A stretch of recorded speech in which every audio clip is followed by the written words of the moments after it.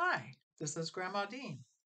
I'm going to read you a story called An Orange for Frankie by Patricia Polacco. This is a wonderful Christmas story. I hope you enjoy it.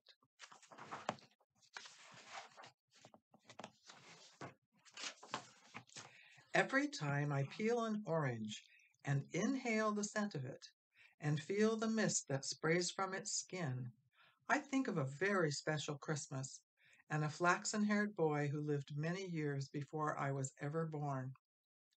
That boy was Frankie, my grandmother's youngest brother.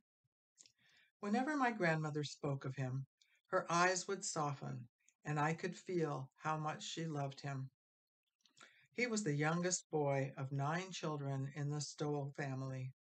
My grandmother, Stella, was the oldest and felt that she helped raise them all. Frankie was the heart of the household, especially at Christmas. That was when the whole family came together to celebrate and gather boughs of greens to put on the mantel. They placed apples, dried flowers, cookies, and nuts in the greens. And finally, as the crowning touch, the oranges. 9 of them, one for each of the children born to the Stoll clan. Precious, rare oranges that their father had driven horse and buggy all the way to Lansing to fetch back home for Christmas.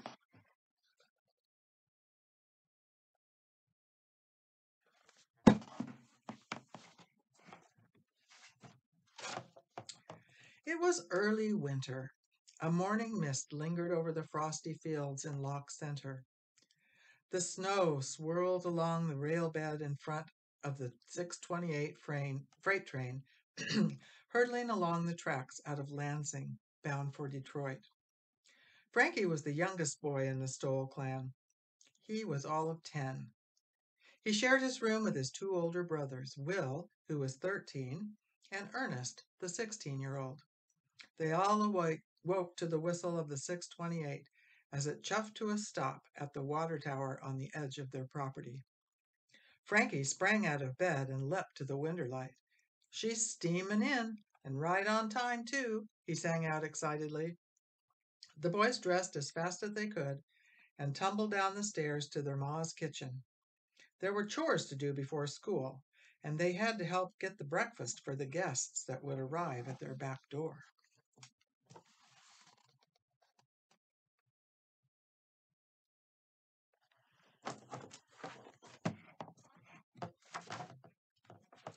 The kitchen was already smelling like hoe cakes and warm molasses. The aroma of coffee and chicory was hanging low in the air. Thick rashers of bacon and salt pork were spitting and sizzling in the pan on the wood stove. Frankie's 3 younger sisters were already downstairs. Bertha turned out a skillet of cornbread to cool on the sideboard. She was 9, the oldest girl still at home. Alta, the 6-year-old, was getting eggs from the glassine crock to be fried up, while Iva, the 3-year-old, played with corn dolls in the pantry. Frankie's 3 older sisters, Stella, Ada, and Mabel, had all gone to normal school and were teaching, though Stella, the oldest, had gotten married and was the mother of a 3-year-old girl. She and her husband were farming the spread right next over the holler. "Look, it's Mr. Dunkel. He's the engineer today," Will announced as he looked out the kitchen window light. Their ma looked and smiled, then surveyed the raggedy men, hobos who were coming up to the house behind him.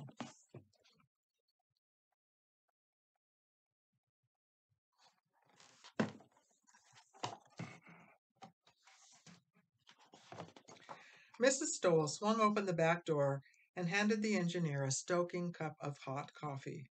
"Step in. Looks like it's cold out there. It's blowing hard up your back," she called out.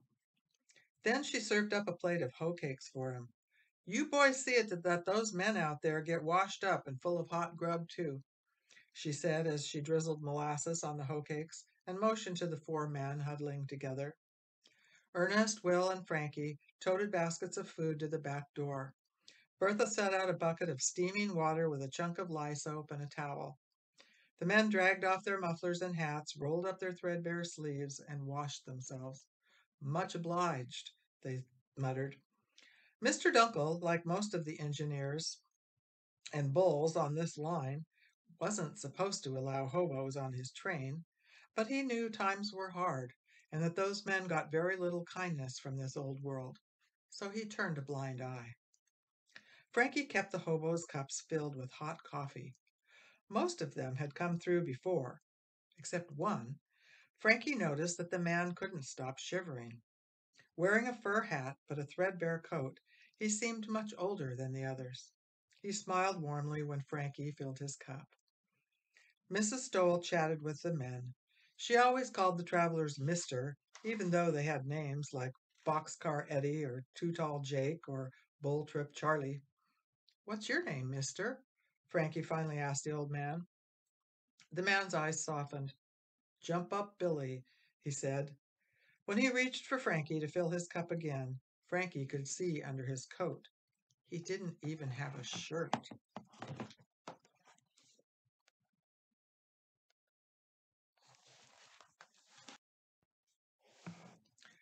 Frankie raced up to his room and pawed through the sweater drawer. Most of the sweaters were too little for Frankie, let alone for a big old man like Jump Up Billy. Then Frankie pulled out his best sweater, the only one that would be big enough. He especially loved that sweater because Stella had knitted it for him last Christmas. But the old man needed it far more than he did. Frankie stuffed it under his waistcoat. He didn't want his ma to see what he was doing with it. Outside, he pulled the old man away from the others, and behind the shed gave the sweater to him. The old man threw off his coat and eagerly pulled the sweater on, smiling as he stroked it. Now ain't this purty, he whispered. There's fire in the belly, boys. Time to set to the rails, Mr. Dunkel called out after bolting down his last cup of coffee. Frankie hurriedly helped the old man on with his coat. Best victuals this side of the Rockies, missus, Mr. Dunkel called out as he and the hobos crossed the field to the waiting train.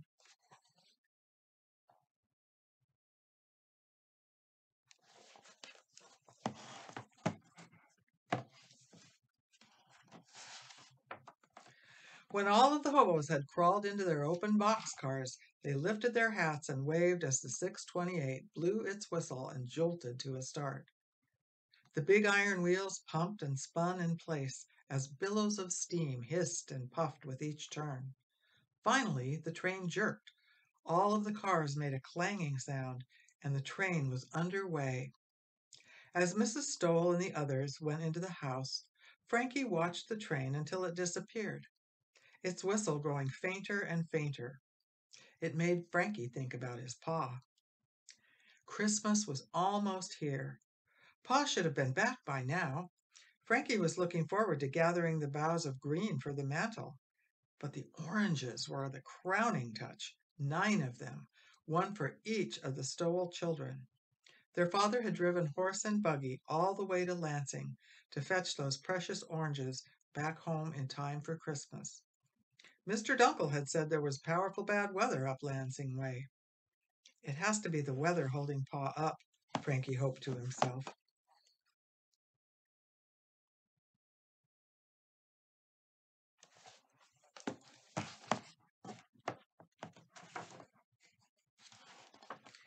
School that day seemed to last forever.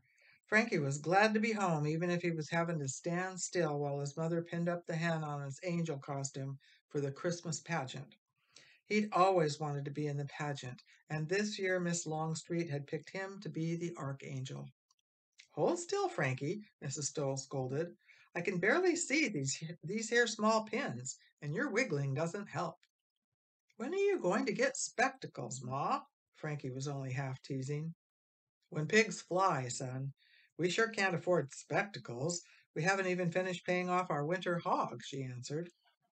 If times are that hard for us, Ma, then we sure can't afford to feed all them hobos every week, Will said.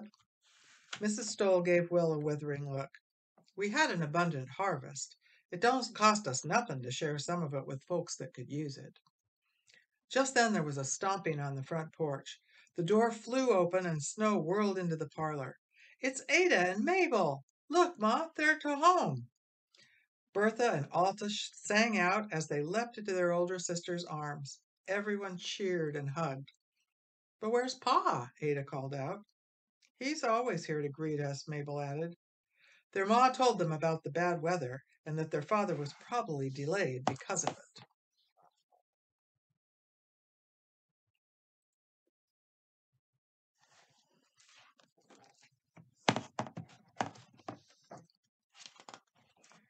Later that evening, Stella, Fred, and baby May arrived. Soon everyone was in the kitchen helping Ma with supper. Frankie smiled to himself. It was almost as if none of them had left home. Everyone was together again. As they sat down to eat, Mrs. Stoll said a right perfect blessing. Frankie was so hungry and everything looked so good.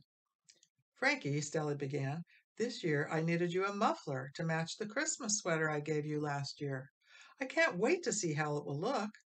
Frankie almost choked on his mashed potatoes. Maybe you should try it on tonight, Mrs. Stoll sang out. Frankie squirmed and changed the subject. Do you think Pa will still try to bring home the Christmas oranges, him being so late and all? Nothing in this world would stop him from bringing home our Christmas oranges, boy, Mrs. Stoll whispered. The conversation around the table successfully switched to talk of Pa and the oranges. Frankie sighed with relief.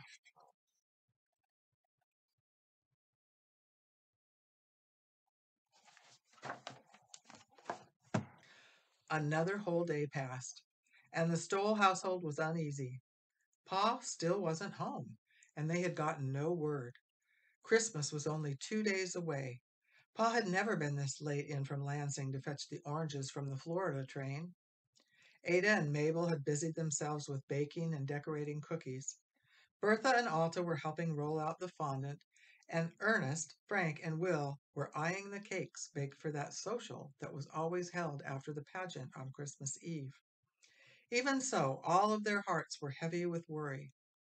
Pa would have picked the perfect tree for the parlor by now, Frankie said sadly. And there'd be greens on the hearth with apples and cookies, too, Bertha whispered.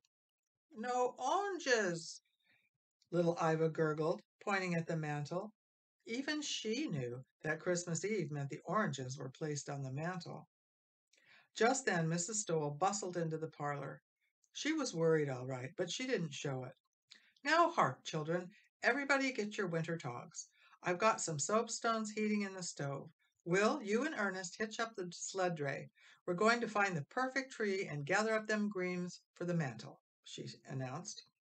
That's what your pa would want all of us to do, not sit here in the parlor all vexed with botherment. Everyone's spirits lifted. Scurrying for their coats, they set out to do as their mother had bid them. The soapstones were wrapped in burlap and placed on the floor of the sled dray. 4 thick wool blankets covered them all as they set out to find their Christmas tree and evergreens. Penny and Fanny's steps were sure and steady, and the bells on their harnesses rang and echoed across the snowy dells. Bertha, Alta, and Frankie were singing as they went.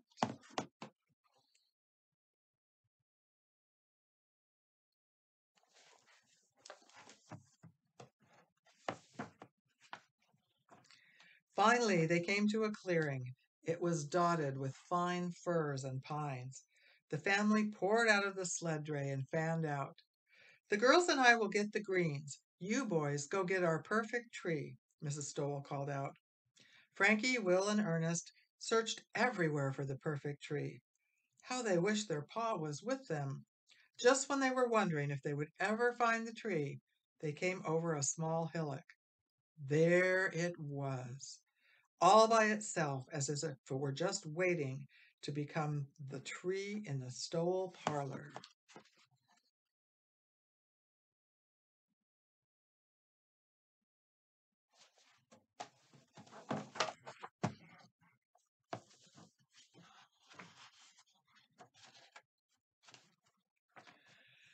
There, doesn't that look just grand? Mrs. Stoll cooed that night as she adjusted the last clump of greens on the mantel.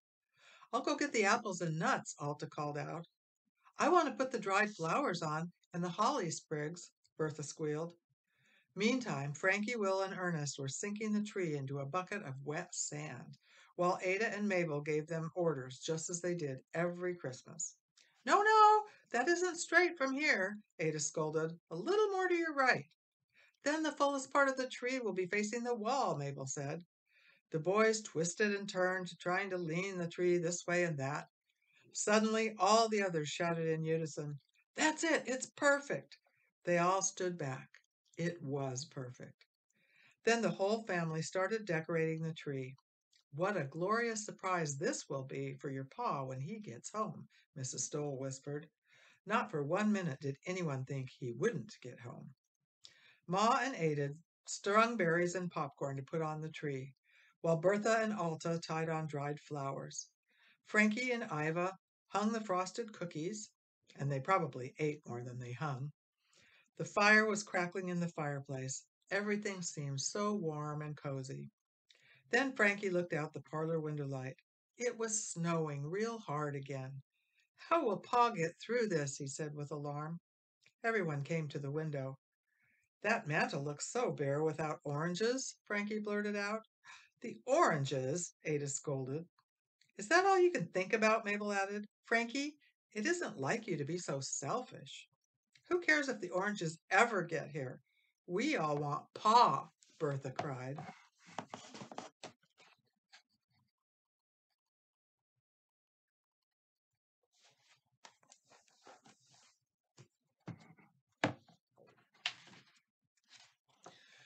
That wasn't what Frankie had meant at all. But with everyone being so upset, tempers were frayed. I ain't selfish, Ma, Frankie cried later that night. Alls I meant was that the oranges being there would mean Pa's home, safe and sound. I know that, and so do they. We're all so worried about your Pa, but maybe he'll be home by tomorrow. We'll pray for that tonight, his ma said as she kissed her youngest son good night. That night, Frankie prayed for a miracle to bring his Pa home. But outside it snowed and snowed and snowed, and by morning all the roads were closed. There was no way for his buggy to get home. The next morning, the morning of Christmas Eve, Frankie and his brothers awoke to the 6:28 whistle as it steamed through their pasture. When Frankie came down to breakfast, he was wearing his old gray sweater. He had almost outgrown it. Frankie, aren't you going to wear your sister Stella's Christmas sweater? His ma asked. She and Fred will be coming over after the pageant this morning.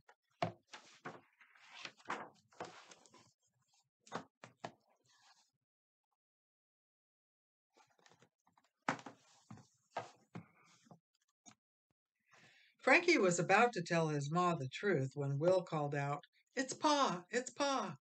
Everyone ran to the parlor. They almost swept their pa clean off his feet with their hugs and kisses. My little lambs, my precious little lambs, their pa whispered as he hugged each of them.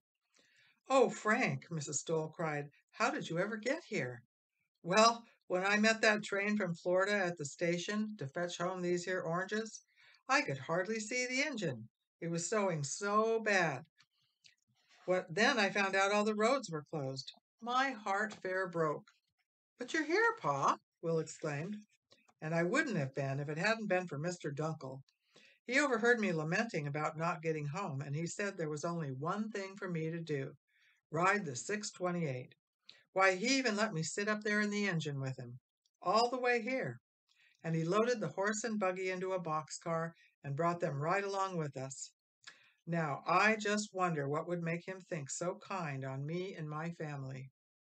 Pa looked right over at Ma when he said that. I tell you, Rosa, it was a miracle. That's what it was, a miracle.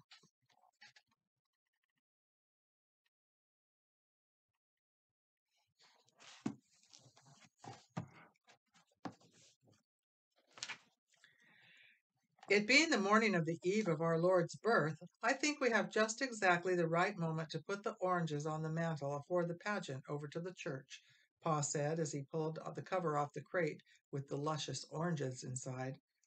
Each of the children, young and old, took an orange out of the box and placed it on the mantelpiece. Then everyone stood and looked at them. How beautiful they were! 9 oranges nestled in the greens, one for each of them. Hark now, children, don't be tempted to touch them. They are for our Christmas Eve supper tonight, Pa said as he went with the rest of the family to dress for church. Frankie loved this day most of all, and since he was already dressed, he stayed in the parlor. He walked over to the mantel and gazed at the splendid oranges. His heart sang that his Pa was home and safe. He looked at the oranges closer and closer. He could smell the pungent aroma of their skins. He noticed how they seemed to have pores, just like his own skin. Finally, he couldn't resist. He looked to see if anyone was in the kitchen. Even though he'd been told not to, he gently touched his orange. Then he picked it up. It smelled like sunshine. It was ripe and heavy with juice. He couldn't wait to taste it that night. Suddenly, he heard someone coming. His mother. Frankie, she called. He didn't have time to put the orange back on the mantel. He quickly stuffed it into his sweater. He'd put it back when they got home from the pageant, and no one would know that he had disobeyed his father.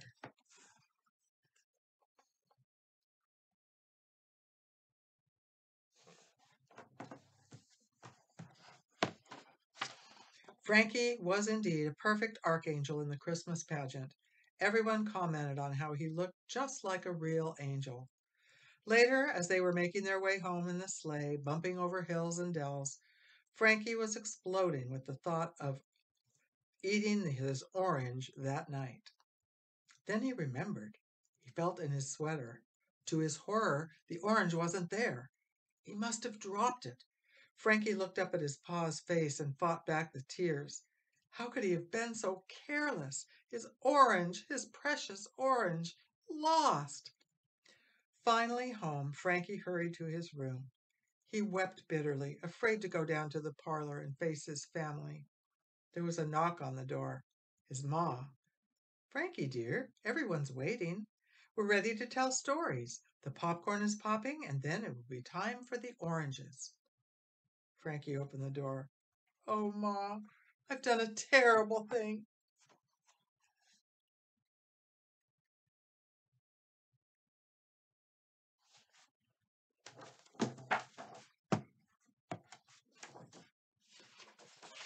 What do you mean? His mother said as she patted him to sit next to her on the bed. I lost my orange, Frankie blurted out. What? But how, Frankie? When everyone was getting dressed, I just wanted to hold that orange. And so I did. And I was just looking at it. Nothing more than that. But Pa said not to touch him. So when you came in, I slipped it in my sweater. I was going to put it back, Ma. He stopped. But I lost it. Oh, my dear boy. Your pa went through so much to fetch those oranges home for us, his mother whispered. That's not all, Ma. Stella's sweater. I gave it to one of those hobos, he sobbed.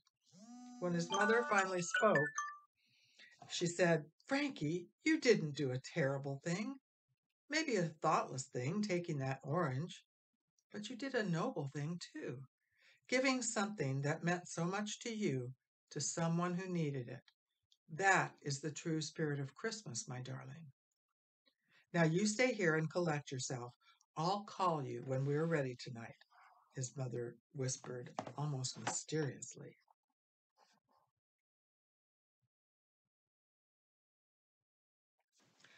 When Frankie finally did come downstairs, all of his brothers and sisters were waiting. We have something for you, Frankie, Stella said as she handed him a bright orange with a pink ribbon tied around it. When Frankie looked at the orange, he noticed that it was made up of wedges, 8 wedges. The ribbon held them together. He looked at all of his brothers and sisters. Each of them held out his or her orange. A section of each was missing. They had all given him a wedge of their own orange to make an orange for Frankie. Our family is like your orange, Frankie, their pa said softly. Love holds us together like that there ribbon.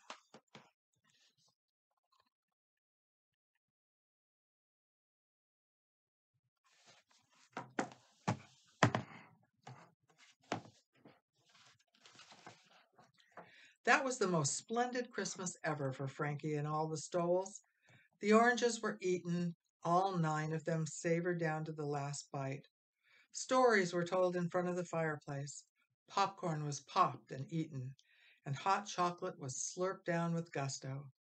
And when the family was snug in their beds that night, Frankie's ma and pa looked in on him. They would tell for years to come how beautiful he was, that he looked like a sleeping angel, and how precious that particular Christmas was to all of them. It was always known ever after as Frankie's Christmas. Generations have passed since that day. Our dear Frankie never made it past childhood. That Christmas was his last.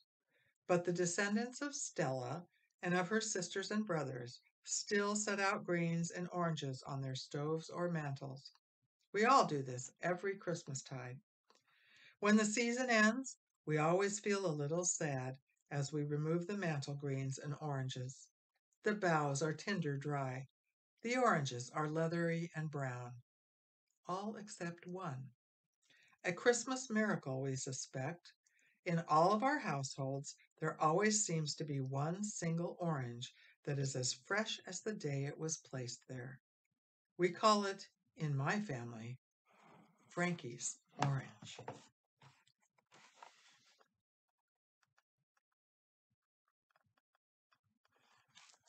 And that is the end of our story.